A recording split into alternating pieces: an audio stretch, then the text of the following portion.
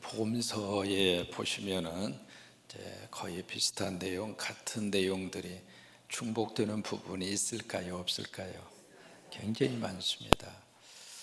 그래서 이제 성경을 읽으시면서 왜 여기는 이렇게 나오고 여기는 이렇게 나오는가? 아마 성경을 좀 이렇게 조금이라도 입체적으로 좀 보시려고 하는 분들이라면 그런 질문이 분명히 마음과 생각 속에 떠오를 겁니다.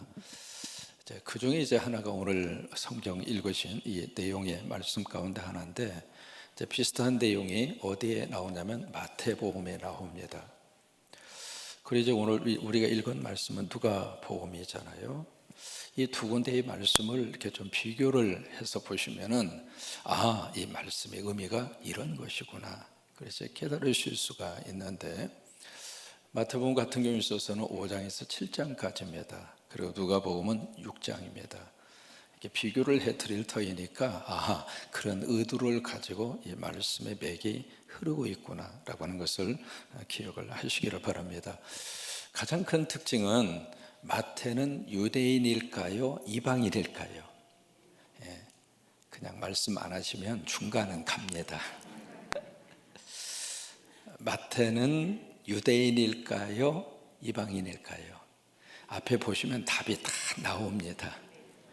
유대인입니다. 그러면 누가는 유대인일까요? 이방인일까요? 그래요. 이방인입니다.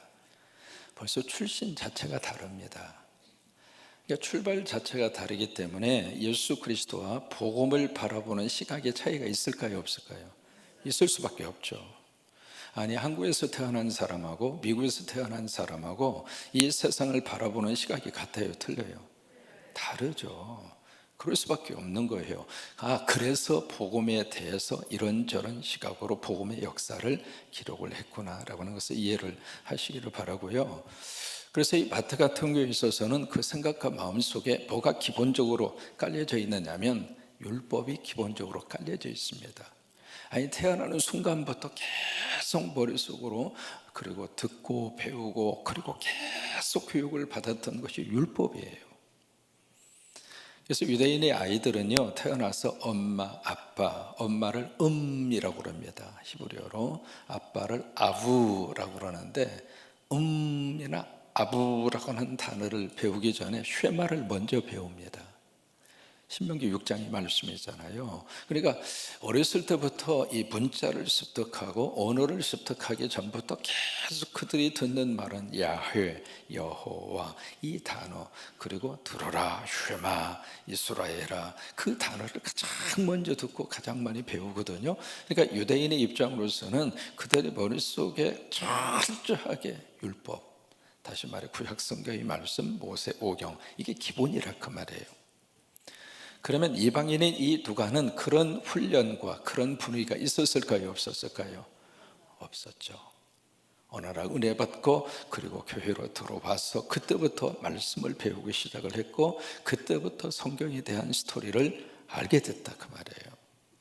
벌써 이제 기본적인 이 흐름 자체가 다르잖아요. 이 마태 같은 경우에 있어서는 마태복음 5장에서 7장까지를 혹시 기억하세요? 무슨 보훈, 무슨 수훈이라고 합니다.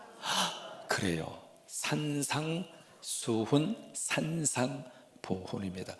지금도 여러분 갈릴리에 가셔서 거기에 산상보훈, 산상수훈의 말씀을 증거했던 그 현장에 산팔복 기념교회당이 세워져 있습니다. 그러니까 이 마태복음은 어디에서 이 말씀을 주셨느냐면 산에서 주셨어요. 그러면 이 누가복음은 어디에서 주셨는가? 17절 말씀 어디 읽으셨어요? 17절 말씀에 보면은 장소가 어디냐면 평지입니다. 그러니까 말씀을 주신 장소가 틀려요. 여기는 산이고 여기는 평지입니다. 그러면 마태가 이해하는 산의 이미지가 있을 거 아니겠어요? 누가가 생각하는 평지의 이미지가 있을 거 아니겠습니까? 그러니까 마태가 생각하는, 유대인들이 생각하는 산은 어떤 장소인가? 하나님 만나는 곳이에요. 그래서 산하면 그들의 머릿속에 딱 떠오르는 한 분이 머릿속에 이미지 속에 떠오르고 있습니다. 그 사람이 누구냐면 모시로 시작합니다. 모세입니다.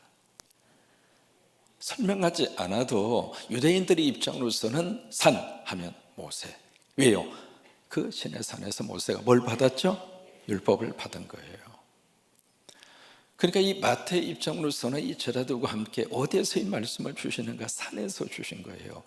그래서 모세의 이미지를 그들이 머릿속에 탁 집어넣어 주면서 그 율법을 모세를 통해서 받았는데 그 율법의 완성자로 오신 분이 예수 그리스도다. 말씀의 맥을 이렇게 흘러가는 거예요. 거기에 비해서 이 누가는 어디에서 이 말씀을 주시는가? 평지에서 말씀을 주시거든요. 17절 말씀에 평지에 내려와서 평지에 서니 그렇게 되어져 있잖아요. 그러니까 평지, 왜냐하면 누가 입장으로서는 이방 사회에서의 사는 어떤 이미지가 있는가? 신들이 있는 장소가 산이에요. 여러분 모악산에 가서 보시면은요, 모악산이 보통 산이 아닙니다. 우리가 계룡산 하면 떠오르는 이미지가 있을 거예요. 모악산도 계룡산 못지 않습니다. 한국의 종교 가운데 많은 퍼센테이지가 모악산에서 나왔습니다. 이제 그런 것처럼 고대 사회에서의 산이라고 하는 것은 우상을 섬기고 신들이 있는 장소, 그게 산이었단 말이에요. 그러니까 이 누가의 입장으로서는 이 산은 구원의 시작은 되지만 구원의 완성일 수는 없다. 그 생각이, 그 이미지가 누가의 마음속에 있었던 거죠. 그래서 이제 평지에서 그 구원의 완성되는 평지에서 누가는 이 말씀을 증거하는 것으로 기록을 합니다. 이 마태와 누가의 몇 가지 특징이 있습니다. 첫째로 분량면에 있어서 마태가 길까요? 누가가 길까요? 재보면 압니다. 마태는 5장, 6장, 7장입니다. 누가는 6장입니다. 그럼 뭐가 길어요? 마태가 깁니다. 또 하나 위치를 가만히 이렇게 들여다보시면은요, 이 마태 같은 경우에 있어서는 4장에서 제자를 불러요. 그리고 이 제자가 어디에서 딱 끝나느냐면 10장에서 끝나요. 그 중간에 이 산상수훈이 들어가 있는 것처럼 그렇게 되어져 있는데, 제자를 불렀다, 그 이야기는 지금으로 말하면 교회입니다. 교회를 세우셨다 그 말이거든요. 그러니까 교회가 세워지기 전에 말씀을 먼저 주신 거예요. 그래서 말씀을 주신 다음에 그 다음에 교회가 세워집니다. 근데 누가 같은 경우에 있어서는 이미 제자를 다 부르셨어요. 어제 우리 살펴봤잖아요. 12사도를 주님께서 세우시잖아요. 그러니까 먼저 교회를 세우신 다음에 그 교회 대상자들에게 말씀을 주시는 것으로 그렇게 되어져 있어요. 좀 이해가 되셨습니까? 벌써 이제 위치 자체가 틀리다 그 말이에요. 그 다음에 또 하나 특징이 있습니다. 바로 뭐냐면 마태 같은 경우에 있어서는 3인칭입니다. 그러니까 그들의 것이다. 그들 3인칭이거든요. 근데 누가는 2인칭입니다. 너희라고 하는 거예요. 심령이 가난한 자는 복이 있나니 천국이 그들의 것이다. 그건 마태입니다. 가난한 자는 복이 있나니 천국이 너희 것이다. 그들과 너희 차이가 있어요. 그러면 왜 마태는 3인칭으로 여기다가 기록을 했을까? 그것이 구약의 특징이에요. 구약의 말씀의 특징은 3인칭입니다. 그래서 구약의 배경을 가지고 있는 마태 입장으로서는 3인칭으로 그렇게 말씀을 하시고 있는 거고요. 누가 같은 경우에 있어서는 아니에요. 직접적으로 바로 너희 라고 하는 2인칭으로 말씀을 기록을 하고 있습니다. 여러분 이렇게 비교해서 이렇게 보시니까 좀 더 이렇게 좀 느낌이 좀 오나요? 왔으면 좋겠는데.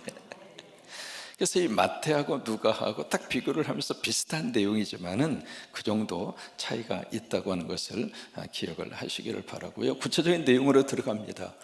마태에 가서 보시면은 복이 몇 개가 나온다면 몇 개가 나오죠? 8가지가 나옵니다. 근데 이 누가 같은 경우에 있어서는 조금 달라요. 복이 몇 개가 나오냐면 4개가 나옵니다. 4개의 복을 말씀을 하신 다음에 마태에는 없는 내용 하나가 여기에 또 나옵니다. 4개의 뭐가 나오냐면 저주가 나옵니다. 8개는 8개인데 마태는 전체가 다 복이에요. 복인나니 복인나니 복인나니 복인나니. 그 복이라는 말을 다른 말로 말하면 바로 행복하다 그 말이에요.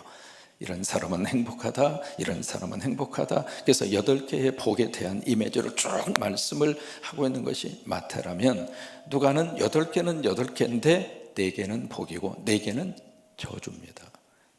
벌써 이제 특징이 있잖아요. 또 하나, 우리말 번역에서는 그게 잘 살려지지 않는 조사 중에 하나가 사실은 굉장히 중요한 조사거든요. 지난주에도 말씀을 드렸던, 영어로 표현하면 바로 이 단어입니다. For. 이게 뭐냐면 왜냐하면, 원인을 설명하는 조사입니다. 오늘 성경도 마찬가지거든요. 오늘 성경에 한번 펼쳐서 한번 보세요. 20절을 보시면 예수께서 눈을 들어 누구를 보시고, 그러면 마태도 그러고요, 누가도 그러고, 이 말씀을 지금 주시는 대상이 누굽니까? 일반적인 모든 사람입니까? 아니면 제자입니까? 대상이 틀려요. 이 제자라고 하는 말을 우리가 지금 구체적으로 설명을 하면 누구에게 주신 말씀인가? 예수 믿고 신앙생활하고 있는 우리에게 주신 말씀이에요. 다시 말해 교회에게 주신 말씀이에요. 일반적인 모든 사람들을 대상으로 이 말씀을 주신 게 아닙니다. 예수 믿고 작정하고 신앙생활하고 결심하고, 그래서 교회를 구성하고 있는 믿음의 삶의 길을 걸어가는 그 믿음의 사람들을 대상으로 해서 마태도 그러고 누가도 그러고 이 말씀을 주신 거예요. 그러니까 20절 말씀에 예수께서 눈을 들어 제자들을 보시고 이르시되 너희 가난한 자는 복이 있나니, 그 다음에 이게 딱 끝나는 거예요. 너희 가난한 사람 복 있다. 그 다음에 왜냐하면 하나님의 나라가 너희 거다. 말씀의 어순이 그렇게 되어져 있는 거예요. 그럼 이제 훨씬 더 예수님의 이 말씀이 굉장히 분명하게 이렇게 들려올 거예요. 그죠? 이제 그 다음 절도 마찬가지입니다. 이것은 마태복음도 그런 식으로 읽으셔야, 그래야 말씀의 맥이 제대로 흘러갈 수 있는데, 21절도 마찬가지거든요. 너희 줄인 자 복 있다. 왜냐하면 너희가 배부를 것이기 때문이다. 너희 우는 자 복 있다. 왜냐하면 너희가 웃을 것이다. 아멘입니까? 이제 이 내용으로 쭉 4가지의 복을 쭉 그렇게 말씀을 하시고 있습니다. 중요한 포인트가 아까 말씀드린 것처럼 마태도 그러고 누가도 그러고 똑같아요. 뭐냐면 그 대상이 누구냐면 제자예요. 그리고 이 제자라고 하는 단어 속에서 우리가 뭘 끄집어내야 하는가? 바로 교회입니다. 그냥 예수 안 믿는 세상 사람 다 붙잡고 가난하면 복 받는 데야, 말이 됩니까? 아니 여러분, 가난이 무슨 복입니까? 찢어지게 가난하던 시절, 그때 어렸을 때 참 많이 듣던 말이 있습니다. 이 강대상에서 쓸 수 없는 단어로 어디가 찢어진다고 그러잖아요. 여러분, 왜 그게 찢어져요? 먹을 게 없어서 나무 껍질을 팍 벗겨서 먹은 거예요. 사람이 배가 고프면요, 배우는 게 없습니다. 그러니까 사흘 굶어 담벼락 안 넘을 사람 없다고 그러잖아요. 서러운 것 중에 가장 서러운 것이 배고픈 서러움이에요. 먹는 것 가지고는 장난하시면 안 됩니다. 부부싸움 하시더라도 먹이고 싸우세요. 그거 안 먹이면 참 이게 인생이 뭔가, 즐거움 가운데 가장 큰 즐거움이 뭔가, 위로 내려가는 길. 벌써 아멘 나오잖아요. 그러니까 먹는 것 가지고 막 저기 하고 그러면 사람이 그때부터 존재에 대한 회의감이 드는 거예요. 그러니까 이 배고프면 뭐라도 먹어야 되잖아요. 그래서 촉은 목피 뭐 그런 이야기를 하잖아요. 그래서 나무 껍질을 벗겨서 막 먹으니까 들어갔는데 이게 여기서 똘똘 뭉쳐가지고 이게 나와야 되는데 하수구가 막혀가지고 그래서 찢어진다 그런 거예요. 일반적인 사람을 대상으로 해서 당신들 가난하면 복 받는다 그러면 그 말씀 앞에 눈만 꺼벅꺼벅거리고 이 사람이 도대체 어디서 온 사람이야? 대상이 다른 거예요. 예수 믿는 사람에게, 특별히 제자에게, 교회에게 그래서 오늘 말씀도 키워드가 있습니다. 오늘 말씀에 풀어가는 키워드가 바로 뭐냐면 22절이에요. 22절에 보시면 누구로 말미암아, 그 인자가 누굽니까? 예수님이죠. 이걸 가지고 다 풀어가셔야 돼요. 그러니까 인자로 말미암아 예수님 때문에 라고 하는 말이 앞에서부터 붙어야 돼요. 예수님 때문에 당신이 가난할 수 있다면 당신은 행복합니다. 그렇게 나가는 거예요. 예수님 때문에 당신이 지금 배고픈 환경에 처해져 있다면 당신은 앞으로 배부를 것입니다. 예수님 때문에 우는 일이 있다면 그 우는 순간으로 끝나지 않고 당신은 웃을 날이 있을 것입니다. 당신은 예수님 때문에 욕을 먹고, 한번 물어볼까요? 예수 한번 제대로 잘 믿으려고 그러면 옆에 있는 사람이 가만히 둡니까? 그러면 신앙생활 한번 제대로 해보려고 또 하나, 교회가 하나님의 뜻을 따라서 교회가 교회다움에 그 본질을 회복을 하고 그리고 그 방향으로 가려고 그러면 모두가 다 박수치고 칭찬합니까? 세상은 그렇지가 않아요. 교회끼리도 마찬가지입니다. 중요한 포인트가 바로 그거예요. 내가 지금 아무것도 안 해서 그냥 경제적으로 가난하게 살고 그냥 막 물고 살고 그런 내용이 아니라 이 말이에요. 인자 때문에, 예수님 때문에. 대표적인 케이스가 누구냐면 삭개오예요. 삭개오가 예수님 만난 다음에 무슨 삶의 변화가 생겼어요? 토색한 것이 있으면 내가 4배로 갚겠어요. 그 다음에 뭐라고 그래요? 내 재산 절반에서 가난한 자들에게 나눠주겠습니다. 그러면 삭개오가 예수 믿기 전에는 돈이 많았잖아요. 예수 믿은 다음에 돈이 어떻게 됐어요? 다 흘러가 버렸잖아요. 예수 믿기 전에는 부자였는데 돈을 쌓아놓고 살았는데 예수 믿고 나서 돈을 다 보내고 또 흘러보내고 또 보내고 그러니까 삭개오가 가난하게 된 거잖아요. 여러분 그 이미지를 좀 머릿속에 상상을 해보시면 이 말씀을 주시는 의도를 여러분 아시리라고 생각해요. 아시겠습니까? 교회도 마찬가지예요. 예수 안에서 성광교회가 물질을 쌓아놓은다면 여기 이 부분에 해당을 합니다. 이 부분에 막 쌓아놓고 그래서 여기에 저주가 있을지로다 라고 하는 그 말씀의 문맥을 보시면은요, 자 24절에 그러나 화 있을진저 너희 어떤 자요? 아니 부자를 지금 저주하는 내용이 아니에요.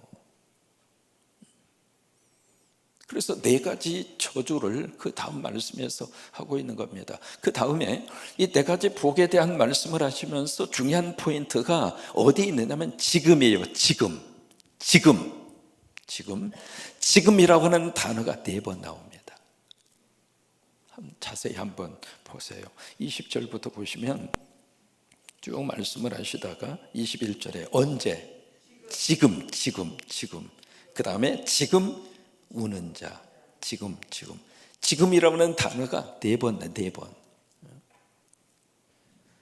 여러분 신앙생활은요, 먼 미래적인 요소가 아니라 오늘입니다. 오늘 은혜 받고 오늘 믿음으로 하나님 안에서 우리가 한번 기쁨을 찾고 살고 오늘 하나님 안에서 감사하고 살고 오늘 하루를 찬양하고 살고 오늘 하루 내가 데오빌로로 살고 오늘 하루 부부지간에 서로 의 좋게 사랑하고 살고 아멘입니다. 자꾸 이 신앙생활을 먼 미래적인 요소로 자꾸 끌고 가려고 그래요. 그거 아니에요. 내일 아주 중요한 포인트의 말씀을 여러분들에게 드리려고 그러는데 서로 인사하세요. 내일 새벽에도 분위기를 보니까 와야 할 것 같네요.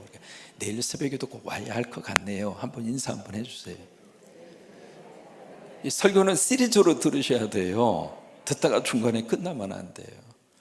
지금 감사한 게 지금 이 유튜브로 전 세계에서 실시간으로 한 40에서 한 50분 정도 유튜브로 들어와서 같이 깨어서 지금 네팔에 우리 최덕수 선교사 그 교인들도 지금 끼어서 시차가 있기 때문에 우리는 5시입니다만은 거기는 뭐 1시 반, 2시 막 그래요.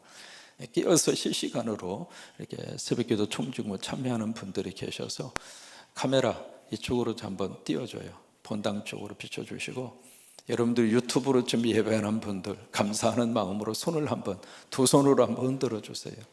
너무 감사해요. 예, 감사해요. 예, I love you 한번 해주세요. I love you. 예, 고맙습니다. 감사합니다. 예. 무슨 이야기다 여기까지 했어요? 내일 새벽에 아주 중요한 포인트의 말씀을 드리려고 그래요. 성경을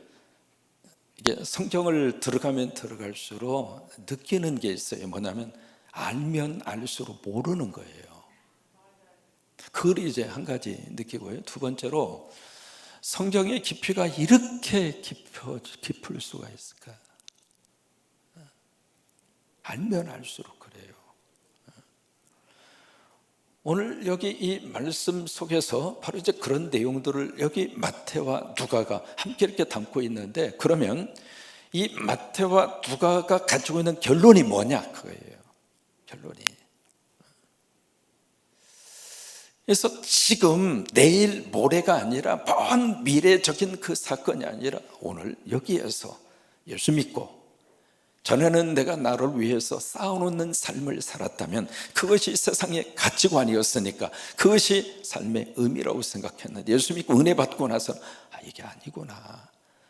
손을 쥐고 사는 것보다 손을 펴고 사는 게 행복하고, 내 집에 물질을 쌓아놓는 그 행복보다도 그 물질을 나누어서 같이 쓰는 것이 더 행복하고, 내가 예수 한번 잘 믿으려고 그러다가 박해가 있고 핍박이 있고 고통이 있는 그 속에서, 그러면 그 사람의 희망은 무엇인가? 그들은 간절히 뭘 기대할까? 주님 오시옵소서. 그들이 간절히 기대하는 것은 땅이 아닙니다. 천국입니다. 여러분, 이 땅에 1분 1초 천국을 간절히 사모하는 사람이 있다면 과연 누구일까? 우리입니까? 먹고 살만하고 냉장고에 먹을 것이 있고 불편한 게 뭐가 있어요? 하와이를 갔더니 하와이 있는 사람들이 그래요. 목사님, 여기는 999당이에요. 그래요. 왜 999당입니까? 그랬더니 천당이라고 말하기는 미안하니까 천당보다 하나 부족한 999당이래요. 가서 보시면 그래요. 와, 세상이 이렇게 좋은 기후, 이렇게 좋은 환경, 그럴 만도 해요. 한국에 왔더니 그래요. 한국은 천당 밑에 분당이 있습니다 그러더라고요.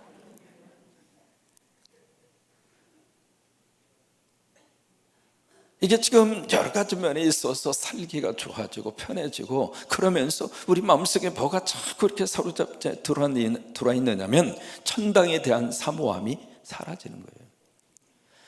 정말 천당을 기대하는 사람은 어디에 있는가? 북한에 있습니다. 그 사람들의 희망이 천당밖에 없습니다.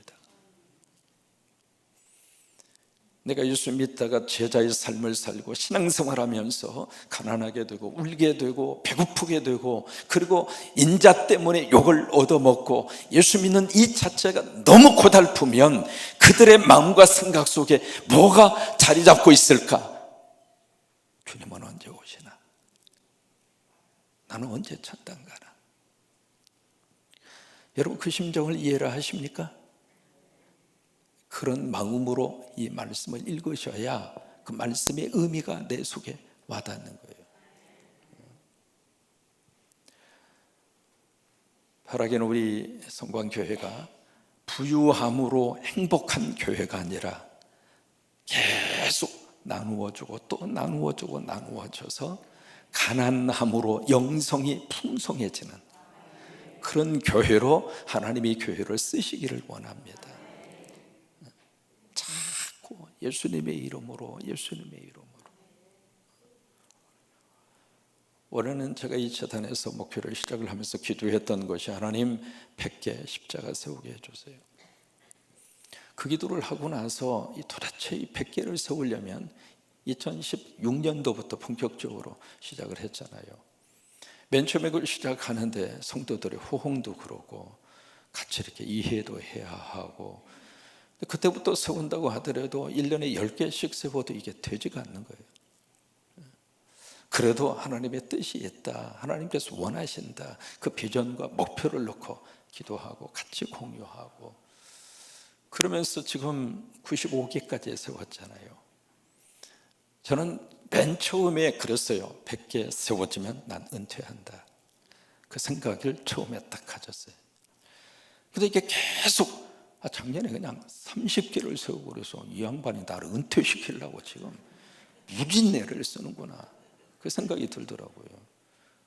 제 솔직한 심정은 그랬어요. 나 100개 채워지면 나 끝난다, 주님 위해서 그 정도. 제가 이제 76년도부터 사역을 했으니까 주님 위해서 평생 사역하고 헌신하고 이렇게 했으면 주님이 이제 됐잖아, 이제 좀 나도 좀 쉬면서 설교로부터 좀 자유함을 얻으면서, 여러분 설교 한 편 준비해서 이 자리에 쓴다고 하는 게 여러분들은 그냥 목사님은 쓰면 줄줄줄줄줄줄 나오는구나. 아유 주여,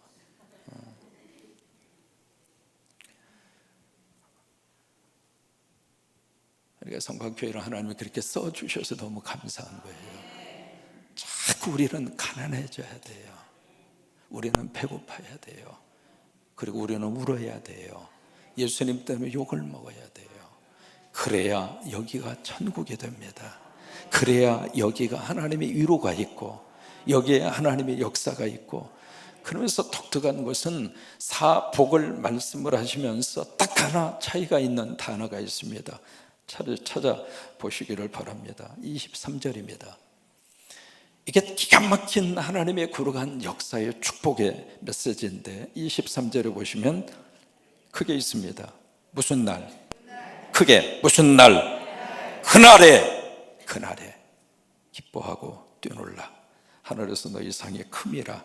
그들의 조상들이 선지자들에게 이와 같이 하셨느니라. 무슨 날? That day, 그날.